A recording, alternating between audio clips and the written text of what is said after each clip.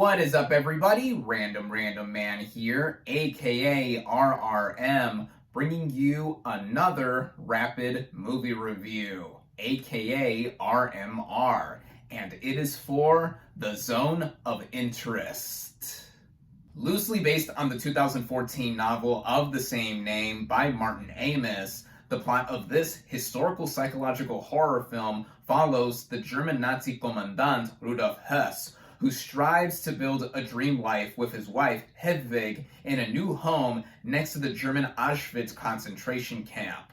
The commandant is played by Christian Friedel, whose subtlety is the most chilling aspect of his performance as he carries on his home life and the glimpses we get of his work as normal. The same applies with Sandra Eula as his wife Hedwig. Much like how the commandant is portrayed, she plays her character in the day-to-day duties she carries out, like tending to her garden and being the housewife next door, as normal next to this compound. In fact, at one point when their living situation is brought up and she confronts her husband about it, it backs up how these are deplorable people. A lot of this is implied with the writing and directing by Jonathan Glazer. Now, his previous film from over a decade ago, Under the Skin, I didn't particularly like, as I felt it was cold and distant, on top of being alienated by its narrative flow. Here, I think this similar approach works way better, as we are basically seeing people as they are cogs in a machine. The film is mainly comprised of sequences that do stagnate or linger on, but we are hearing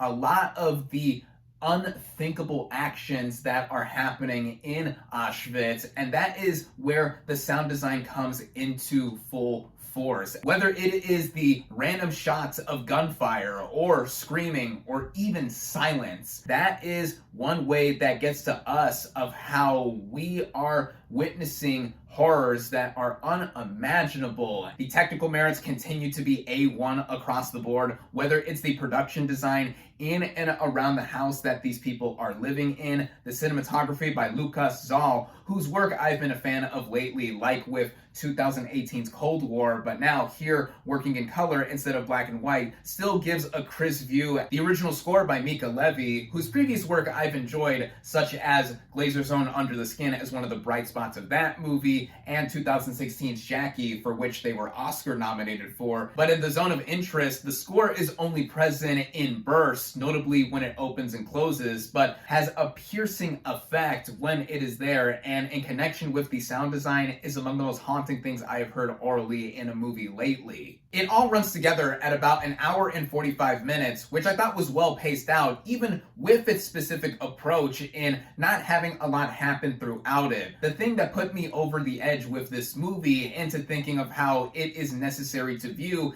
is the sequence that follows before the credits start, and it parallels what has been happening the whole time with the narrative and literally pushes it forward as a reminder of the systematic murder of millions of people. With movies like these and even other Holocaust films that are made from a completely different approach, like Steven Spielberg's Best Picture Oscar winner Schindler's List, that we see how all of this is cut from the same cloth. It is coming from a viewpoint to how we are seeing what people are capable of to the most evil degree. Now nominated for 5 Academy Awards, including Best Picture, Directing and Writing noms for Jonathan Glazer, its sound, and Best International Feature Film, this film is a sure shoot-in to win in that last category. I think, in simple terms, this is an observant historical horror show from a domestic drama POV.